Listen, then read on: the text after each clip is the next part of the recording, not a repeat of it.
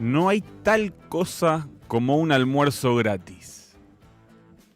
Los políticos de mierda tienen que salir escoltados por las fuerzas de seguridad, ya que no pueden caminar por las calles. La gente les sacó la ficha y saben que los políticos son la causa de su pobreza. Mirá lo que son las paradojas de la vida, ¿eh? Esta frase la escribió durante el gobierno de Alberto Fernández nuestro actual presidente Javier Milei. Eran días de pandemia. Ya lejos del panel de intratables, ahora es nuestro presidente el que no puede salir sin estar escoltado. A donde va lo espera un coro de indignación. Esto se conoce como la profecía autocumplida. El dato esperanzador de todo esto, si es que lo hay, porque uno nunca quiere celebrar que el presidente no puede caminar por la calle, es que la gente perdió el miedo. Nos costó un tiempo, pero la gente definitivamente lo perdió. Por supuesto también es evidente que perdió la esperanza en aquel vendedor de espejitos de colores y entonces volvió a salir a la calle.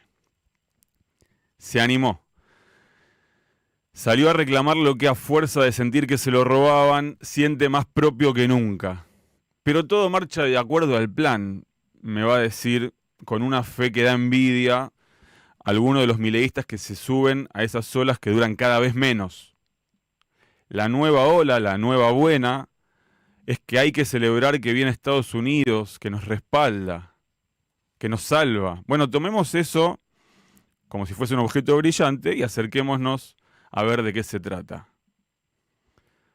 Trasladamos al gabinete económico a Washington en busca de un salvataje. Y ahí está el primer punto, un salvataje. ¿Existe un plan que marche si tenés que recurrir desesperado a un salvataje? ¿No será más bien este salvataje la prueba de que todo se está yendo al demonio? Y otra pregunta entonces me hago. ¿Por qué ni siquiera es nuestro ministro de Economía, el mesadinerista Luis Caputo, el que anuncia esta gran noticia? ¿Por qué hay que dejarlo en manos de funcionarios extranjeros? La respuesta es tan simple como brutal. Porque no hay plan. Nunca lo hubo. Lo supimos desde el mismo día en el que Milei puso como ministro de Economía a alguien que antes había defenestrado. Un hombre cuyo único talento es tomar deuda para pagar deuda que se usó antes para pagar otra deuda. No hay producción, no se apunta al empleo, no hay obra pública. Ya lo dijimos tantas veces. Y entonces vuelve el mileísta, o sea, digamos, vuelve el entusiasta, y me dice casi con piedad, vos no la ves, hermano. Por suerte Estados Unidos sí la ve, y ahora el Tesoro de Estados Unidos compra pesos argentinos. ¿Te das cuenta que vos sos el que no la ve?, me dice. Pues bien, amigos, acuérdense de aquello que tanto le gustaba repetir al presidente y que es una frase que en su momento popularizó Milton Friedman. No hay tal cosa como un almuerzo gratis. Ayer me tomé el trabajo de consultar con el que yo creo es uno de los economistas más respetados del continente, que habló en off, me dijo no quería influir en lo que está pasando, y le pregunté qué pensaba de este salvataje. A mí me quedaron dos conclusiones de sus respuestas. Este almuerzo nos va a costar carísimo, no es gratis, nos va a costar carísimo, y además nada es lo que parece. Me dijo, esto es un apoyo total de Estados Unidos para financiar la salida de los amigos del gobierno de Estados Unidos. Un alivio para que los inversores que estaban entrampados en bonos de deuda pública en dólares puedan irse con un poco más de aire. Cuando esos amigos se vayan con sus ganancias a salvo, me dijo, lo que nos va a quedar va a ser una crisis todavía más insoportable. Pero además hay una parte del acuerdo que no está explicitado y que probablemente nos lo vayan a querer negar, que también es brutal. Sacar a China del lugar que tiene como nuestro socio comercial y poner a Estados Unidos en ese lugar va a tener costos altísimos. Uno de ellos es que se le va a entregar a Estados Unidos el control del Estrecho de Magallanes, que tiene acceso a la Antártida por ahí y además tiene el control de parte del comercio mundial. Ni hablar de lo que va a pasar con los excedentes de vaca muerta, que van a ser utilizados para las repagas.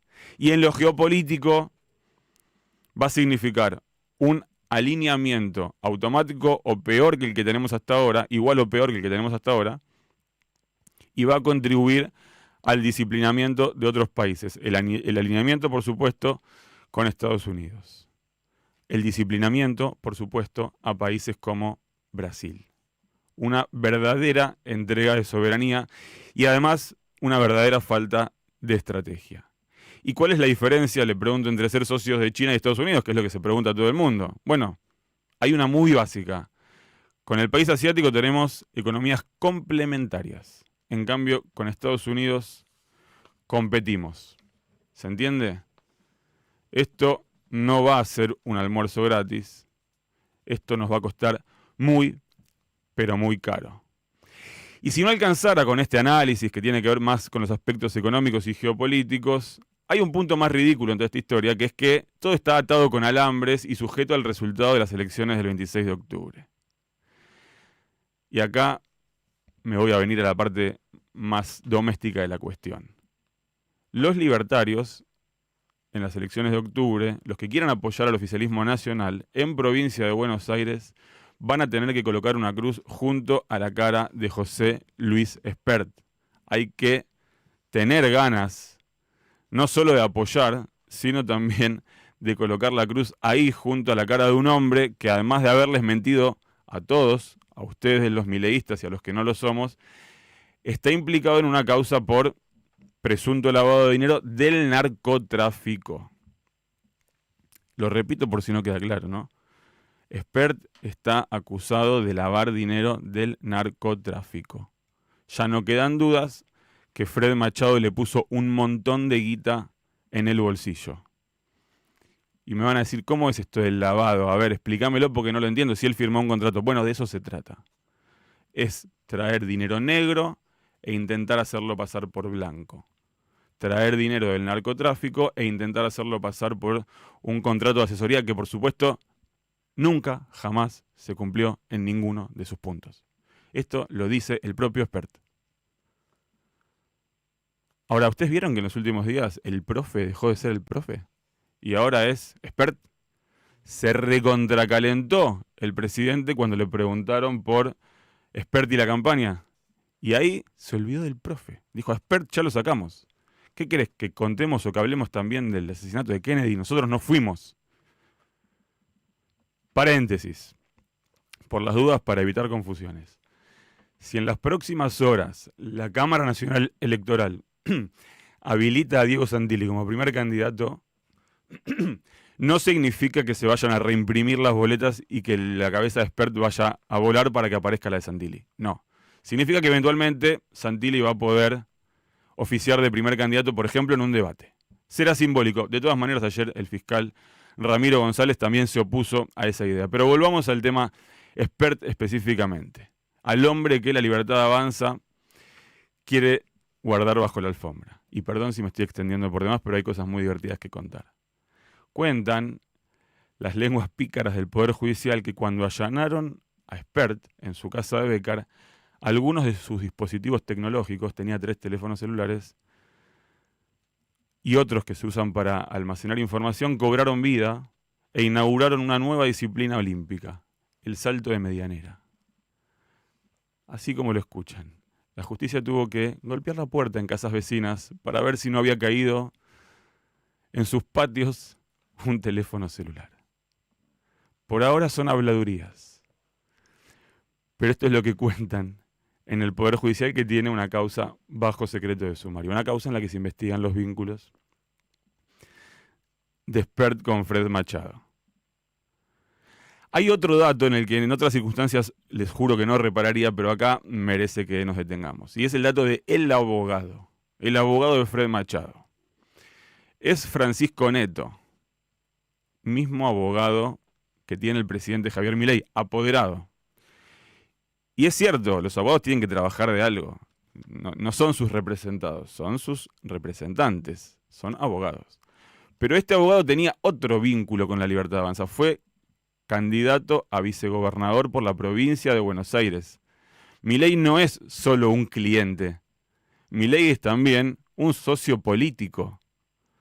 Y quizás por este vínculo que le cuesta tanto explicar a Milei, es que lo soportó hasta el final, lo bancó hasta el final y ahora está tan enojado porque no puede deshacerse de Spert como si fuese alguien que no le contó algo importante y que luego se le volvió en contra. Ahí hay elementos para entender por qué la falta de reacción del gobierno. Por cierto, Oneto no es el único de los 3 apoderados. Otro, ustedes ya lo saben, Diego Spagnuolo, apoderado de Javier Milei, el que denunció las coimas en la Agencia Nacional de la Discapacidad. La tercera, Viviana Bianco. 3 eran los apoderados. Viviana Bianco, que también llegó a tener cargo en Andís. ¿Ustedes se dan cuenta? Nadie es libertario gratis. A los abogados les daban lugar en la política, a los abogados les daban lugar en las estructuras del Estado.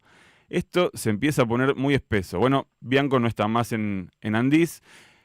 A quien dejó en el área de recursos humanos es María Vivardo, que sigue, Vivardo, haciendo de las suyas en Andís y persiguiendo a los trabajadores. Tiene un único objetivo, que es el de seguir recortando pensiones. Y yo me pregunto, ¿para qué? ¿Para que se sigan engordando los bolsillos de las droguerías? Bueno, pero les decía, otra abogada que encuentra lugar en el Estado. Hablando de la estabilidad laboral que ofrece el gobierno a los suyos, hace unos días, y con esto termino, alguien de una empresa muy importante quiso agendar un encuentro con Caputo. Tomá nota, Palo, ¿eh? Y pidió que la reunión sea después del 26 de octubre. Entonces, escuchen esto porque es... Desde el equipo de Caputo le respondieron, nosotros no sabemos si seguimos. ¿Cómo? Pero sí es el mejor ministro de la historia. Y la está rompiendo toda. Bueno, ¿cómo no saben si siguen? No, depende del resultado de las elecciones. O sea, no es la política económica, son las elecciones. Así que yo les pido a los jueces que evalúen la posibilidad de prohibirle la salida del país. Y si no, a los que quieran reunirse con Caputo, que tengan en cuenta que si la elección va mal, la reunión probablemente tenga que ser en Río de Janeiro. Ariel Sack en las mañanas de Radio 10. Sin cadenas sobre los